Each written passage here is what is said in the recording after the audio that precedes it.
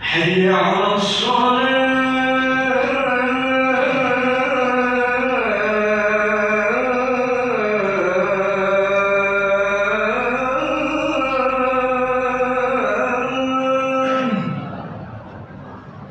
حي على الصلاة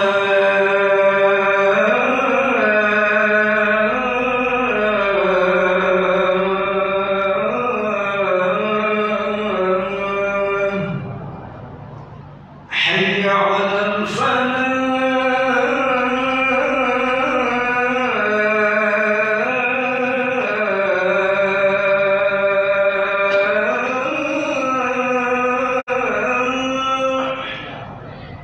حي على الفلاح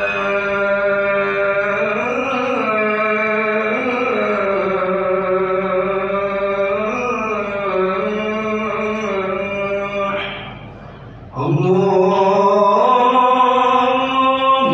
أكبر الله أكبر لا إله إلا الله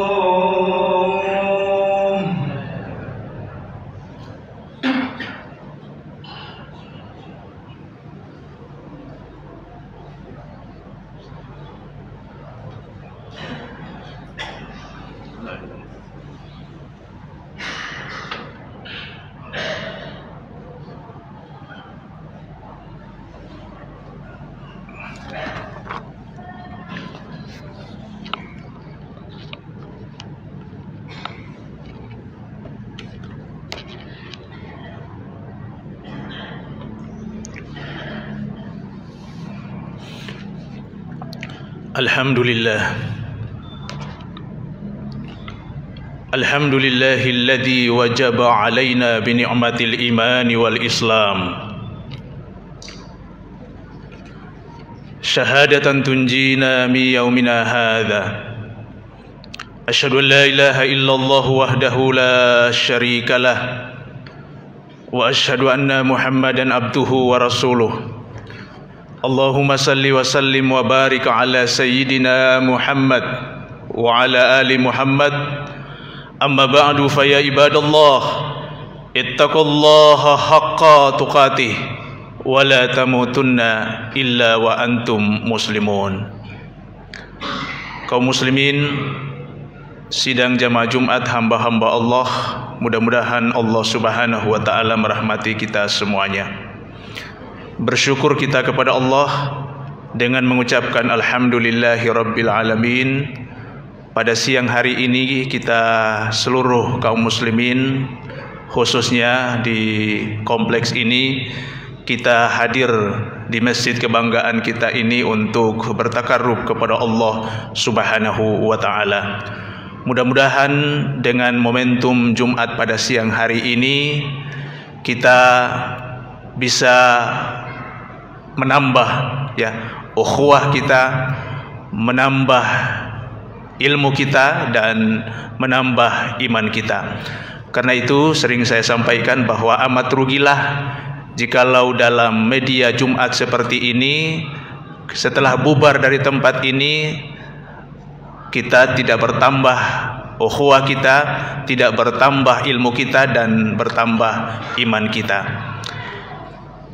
Salam dan taslim semoga tercurah kepada junjungan kita Nabi besar Muhammad Rasulullah sallallahu alaihi wasallam. Jemaah yang berbahagia, tema khutbah pendek kita pada siang hari ini sebagaimana yang telah disampaikan oleh Ustadz Aliuddin tadi adalah mengenal jenjang atau tingkatan-tingkatan petunjuk atau hidayah dari Allah Subhanahu wa taala. Jemaah, ada sebuah doa pendek yang sering kita ulang-ulangi dan sering kita baca setiap saat dan setiap waktu. Doa itu adalah ihdinas siratal mustaqim. Ya Allah, ya Rabbi, tunjuki kami jalan yang lurus, tunjuki kami jalan yang benar. Doa ini memiliki makna yang sangat lengkap, sangat komprehensif dan menyeluruh. Kenapa? Pertama, karena doa ini diperintahkan oleh Allah Subhanahu wa taala untuk kita baca setiap saat, setiap waktu, paling kurang 17 kali dalam sehari. Kenapa? Oleh karena doa ini adalah bagian dari surat Al-Fatihah, dan surat Al-Fatihah adalah bagian dari rukun salat. Karena itu sekali lagi paling kurang 17 kali kita baca setiap hari, dan kita akan membaca lebih daripada 17 kali apabila kita sempurnakan dengan salat sunnah. Yang kedua, bahwa doa ini memiliki makna yang cukup mendalam, oleh karena secara filosofi kita manusia ini dalam hidup kita selalu membutuhkan atau memerlukan bimbingan dari Allah Subhanahu wa taala.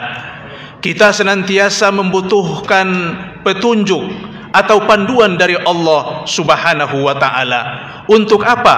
Agar hidup kita tidak tersesat, agar hidup kita tetap di jalan yang benar, yang diridai oleh Allah Subhanahu wa taala. Jamaah yang dirahmati oleh Allah, kenapa demikian? Sekali lagi, karena ketika hidup manusia di dunia ini, kita diperhadapkan oleh dua musuh besar. Pertama, musuh itu sudah menjadi bagian dari diri kita sendiri, yakni hawa nafsu kita. Dan yang kedua adalah syaitan yang terkutuk. Bahkan jamaah yang dirahmati oleh Allah, sejak awal penciptaan daripada syaitan itu, dia telah memproklamirkan dirinya di hadapan Allah untuk menyesatkan manusia dari berbagai arah mata angin, dari depan, belakang, dari atas, bawah, dari kanan dan kiri, bahkan melalui orang-orang terdekat kita, dari keluarga kita, melalui anak-anak kita, melalui istri kita atau suami kita. Dari berbagai cara syaitan itu berusaha untuk menyesatkan manusia. Karena itu kita senantiasa butuh panduan atau kita butuhkan petunjuk dari Allah Subhanahu wa taala. Jamaah yang dirahmati oleh Allah Subhanahu wa taala, oleh karena itu, karena kedua musuh bebuyutan ini selalu hadir dalam hidup dan kehidupan kita, maka sekali lagi kita membutuhkan, kita menghajatkan, memerlukan petunjuk atau panduan, bimbingan dari Allah Subhanahu wa taala. Untuk apa? Agar hidup kita ini on the track, agar hidup kita ini senantiasa selalu di jalan Allah Subhanahu wa taala. Jamaah yang dirahmati oleh Allah Subhanahu wa taala, kalau kita melihat bahwa ternyata sejak awal Allah Subhanahu wa taala menciptakan kita manusia, Allah Subhanahu wa taala telah memberikan modal kepada kita manusia untuk menjalani hidup dan kehidupan ini secara benar. Seorang mufassir terkenal, Ahmad Mustafa Al-Maraghi dalam kitab tafsirnya Al-Maraghi, beliau menyebutkan ada beberapa petunjuk atau hidayat yang telah diberikan oleh Allah Subhanahu wa taala kepada kita manusia. Yang pertama adalah apa yang disebut dengan hidayatul gharizah. Apa bentuknya? Bentuknya itu adalah insting, atau dalam bahasa agama adalah fitrah, yakni kecenderungan bawaan atau kecenderungan kodrati yang telah diberikan oleh Allah Subhanahu wa taala kepada kita manusia, yang kita bawa semenjak lahir. Apa itu? Misalnya, ketika manusia itu lapar, maka dia akan membutuhkan untuk makan. Ketika manusia itu haus, maka dia membutuhkan minum, atau dia membutuhkan untuk menyalurkan kebutuhan biologisnya. Atau bahkan ada sebuah reaksi tubuh manusia terhadap segala sesuatu yang ada di sekitarnya. Reaksi terhadap rasa sedih, bahaya, dan lain-lain sebagainya. Jamaah yang dirahmati oleh Allah Subhanahu wa taala, ini adalah hidayatul gharizah, yang diberikan oleh Allah Subhanahu wa taala kepada manusia untuk menjalani hidup dan kehidupan ini. Nah, jemaah, hidup kita ini tidak bisa hanya mengandalkan dengan insting semata-mata. Karena bukan hanya manusia yang diberikan oleh Allah insting, tapi Allah juga membekali makhluk-makhluk Allah yang lain seperti hewan dan binatang dengan insting ini. Jemaah, bahkan ketajaman insting itu jauh lebih kuat dimiliki oleh hewan ketimbang manusia. Karena itu kalau hidup ini kita hanya mengandalkan insting semata-mata, maka level atau tingkatan manusia itu seperti hewan. Yakni siklus daripada kehidupan hewan itu adalah makan, minum, menyalurkan kebutuhan biologisnya secara serampangan. Karena itu Allah Subhanahu wa taala, karena tidak cukup ya hidayatul ghariza ini, tidak cukup hanya menjadi panduan bagi manusia, maka Allah Subhanahu wa taala memberikan level hidayah atau petunjuk yang kedua yang disebutkan sebagai hidayatul khawas. Apa itu hidayatul khawas? Yakni Allah Subhanahu wa taala memberikan kepada kita kelengkapan berupa panca indera. Yakni kita bisa melihat dengan mata kita, kita bisa menyimak atau mendengar dengan telinga kita, kita bisa mencium dengan alat penciuman kita, hidung, dan kita bisa menggerakkan tubuh kita atau badan kita. Jamaah yang dirahmati oleh Allah Subhanahu wa taala, dengan mata kita bisa melihat atau menyaksikan tanda-tanda kebesaran Allah yang kemudian membuat kita semakin dekat kepada Allah Subhanahu wa taala. Dengan telinga kita bisa mendengar ceramah atau kita bisa mendengar khutbah seperti ini. Kita bisa mendengarkan pencerahan spiritual yang disampaikan oleh guru-guru kita lewat kajian-kajian yang kemudian bisa mendekatkan diri kita kepada Allah Subhanahu wa taala. Dengan penciuman kita juga bisa melindungi tubuh kita dari makanan-makanan yang mungkin merusak tubuh kita dan yang lain-lain sebagainya. Jamaah yang dirahmati oleh Allah Subhanahu wa taala, dan dengan panca indera ini kemudian menjadi pintu-pintu masuknya ilmu pengetahuan. Allah menyebutkan dalam Al-Quran, ketika Allah Subhanahu wa ta'ala manusia itu lahir, kita tidak tahu apa-apa, dan Allah itu memberikan pengetahuan atau ilmu lewat panca indera kita, lewat telinga kita, lewat penglihatan kita, lewat penciuman kita, dan perasaan yang diberikan oleh Allah Subhanahu wa ta'ala kepada kita. Jamaah yang dirahmati oleh Allah Subhanahu wa ta'ala. Nah, Allah memberikan hidayatul khawas ini kepada manusia, tapi di samping manusia Allah juga memberikan kepada binatang atau hewan. Binatang atau hewan juga diberikan oleh Allah panca indera itu, tapi bedanya adalah bahwa hewan atau binatang memiliki ketajaman indera yang paling tajam dibandingkan dengan manusia. Jamaah, dari sisi penglihatan manusia itu jauh lebih terbatas jika dibandingkan dengan binatang. Ada spesies binatang-binatang tertentu yang memiliki ketajaman penglihatan yang sangat luar biasa. Elang misalnya, burung elang misalnya, atau kemudian misalnya burung raja wali. Di atas ketinggian tertentu dia bisa melihat pergerakan ikan yang ada di permukaan laut. Jamaah, kalau mengandalkan panca indera, maka manusia itu kalah dengan hewan atau binatang. Bahkan kalau kita mengandalkan penciuman kita, maka penciuman kita juga itu terbatas. Ada spesies binatang-binatang tertentu yang penciumannya itu sangat tajam sekali. Misalnya seperti anjing pelacak yang digunakan oleh pihak aparatus atau pihak kepolisian dalam memberantas kriminal dan lain-lain sebagainya. Jemaah yang dirahmati oleh Allah Subhanahu wa taala, karena indera manusia itu terbatas, bahkan dibandingkan dengan ketajaman indera yang dimiliki oleh binatang, maka hidup kita ini tidak bisa hanya mengandalkan hidayatul khawas yang diberikan oleh Allah Subhanahu wa taala. Maka Allah memberikan level daripada petunjuk yang lebih tinggi daripada itu, yakni yang disebut dengan hidayatul aqli, yakni petunjuk berupa akal. Akal inilah yang kemudian menjadi modal bagi manusia untuk menciptakan peradaban.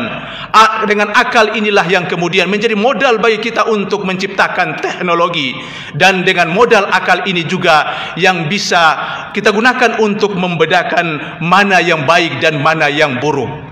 Kalau kita melihat petunjuk sebelumnya, misalnya insting dan indera, itu juga diberikan oleh Allah Subhanahu wa taala kepada spesies binatang-binatang atau hewan yang lainnya.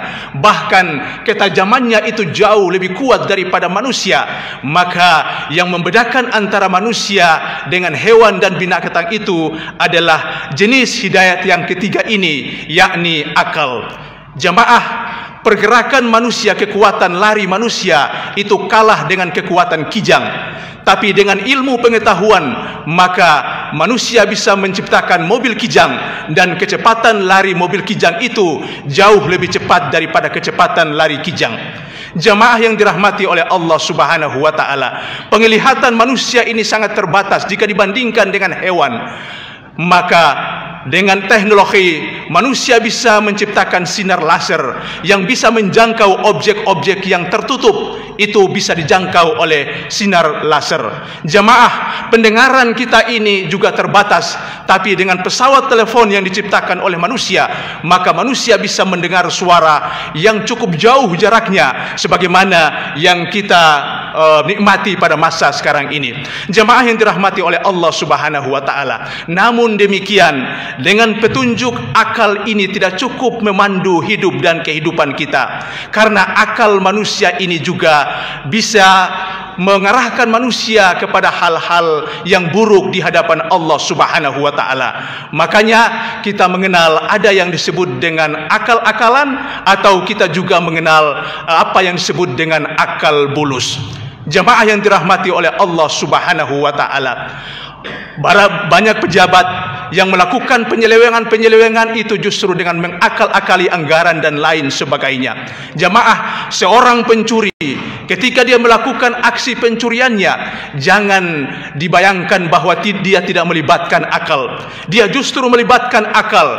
Dia melakukan riset kecil-kecilan. Dia harus tahu bahwa kapan saat atau kapan waktunya dia melakukan aksi.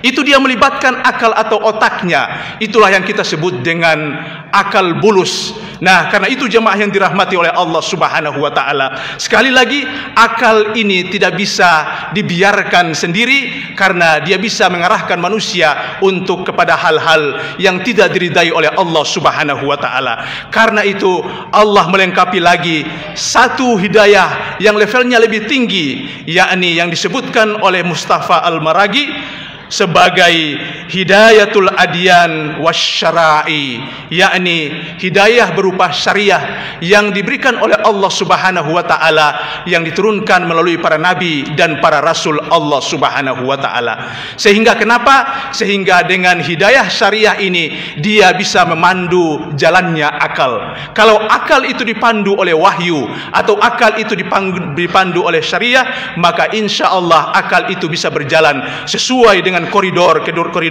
yang telah ditetapkan oleh Allah Subhanahu wa taala. Jamaah yang dirahmati oleh Allah Subhanahu wa taala, dan yang terakhir, hidayah yang diberikan oleh Allah Subhanahu wa taala, dan ini puncak daripada hidayah atau petunjuk yang menjadi intan mutiara yang harus kita pertahankan dalam hidup dan kehidupan kita, yakni hidayatul Islam, yakni petunjuk berupa keislaman yang sekarang ini kita peluk. Jamaah, ini adalah intan mutiara yang paling tinggi harganya, yang tidak semua diberikan oleh Allah Subhanahu wa taala kepada hamba-hambanya. Bahkan orang sekelas paman Nabi kita Muhammad sallallahu alaihi wasallam, Abu Talib, yang kita baca dalam sejarah pun betapa kurang apa pembelaan daripada Abu Talib terhadap Nabi kita Muhammad sallallahu alaihi wasallam, tapi dia tidak diberikan oleh Allah Subhanahu wa taala hidayatul Islam ini. Akhirnya dalam sejarah kita baca di detik-detik ketika Abu Talib meninggalkan dunia yang fana ini, Rasulullah seolah-olah dalam tanda kutip memaksa untuk membaca syahadat. Dan pada saat itu Abu Talib tidak bisa membacakan syahadat itu, dan Rasul kemudian pada saat itu mengekspresikan kekecewaannya dan dia meneteskan air mata. Saat itulah datang teguran dari Allah Subhanahu wa taala, innaka la tahdi man ahbabta walakinnallaha yahdi may yasha. Wahai Muhammad, engkau tidak bisa memberikan petunjuk atau hidayah kepada siapa yang engkau cintai, tapi sesungguhnya walakinnallaha yahdi may yasha, sesungguhnya aku yang akan memberikan petunjuk kepada siapa yang aku kehendaki. Jemaah yang dirahmati oleh Allah Subhanahu wa taala, kita semua ini jemaah, kita sudah diberikan oleh Allah hidayatul Islam ini, inilah yang kita rawat dan kita pelihara. Alhamdulillah, masjid ini menyelenggarakan berbagai kegiatan-kegiatan kajian, kaitannya itu adalah dalam rangka untuk merawat hidayah Islam yang telah kita peluk ini. Jamaah, banyak orang yang dulu kita tidak pernah bayangkan untuk bisa mendapat petunjuk atau hidayah Islam ini, tapi oleh karena hidayah ini diberikan oleh Allah, otoritas Allah, Allah kemudian memberikannya. Kita menyebut dalam sejarah orang seperti Cat Stevens, seorang penyanyi Inggris yang terkenal, masuk Islam dan ganti namanya menjadi Yusuf al-Islam. Ada orang yang seperti Margaret Marcus, seorang penulis berdarah Yahudi yang kemudian ganti namanya menjadi Maryam Jamilah. Kita juga menyebut orang-orang seperti Leo Putweis yang tadinya kafir tapi kemudian dia masuk Islam dan ganti namanya menjadi Muhammad As'ad. Begitu juga dengan Cassius Clay, seorang petinju legendaris yang masuk Islam dan ganti namanya menjadi Yusuf al-Islam. Itu adalah hidayah yang diberikan oleh Allah Subhanahu wa taala kepada mereka. Jamaah, sebagai penutup, marilah kita senantiasa memperkokoh hidayah yang diberikan oleh Allah, terutama hidayah syariah dan Islam ini, supaya kita tetap rawat dan kita jaga sampai pada saatnya nanti Allah mengambil nyawa kita. Rasulullah memandu kita dengan doa yang sangat indah yang sering kita baca, ya muqallibal qulub tsabbit qalbi ala dinik. Wahai Zat yang membolak-balikan hati, teguhkanlah hatiku atas agamamu, teguhkanlah hati kami atas agamamu. Lalu saya tutup dengan surat Al-Imran ayat 8. Allah memandu kita dengan doa, Rabbana la tuzigh qulubana ba'da idh hadaitana wa hab lana min ladunka rahmah innaka antal wahhab. Ya Tuhan kami, janganlah Engkau jadikan hati kami menyimpang kepada kesesatan setelah Engkau beri petunjuk pada kami, dan karuniakanlah kepada kami rahmat dari sisimu, karena sesungguhnya Engkau Maha Pemberi. Barakallahu li wa lakum fil Qur'anil azim, wa nafa'ani wa iyyakum bima fihi minal ayati wa zikril hakim, wa taqabbala minni wa minkum tilawatahu innahu huwas sami'un alim. Allahumma salli wa sallim ala sayyidina wa nabiyyina Muhammadin wa ala ali sayyidina Muhammad.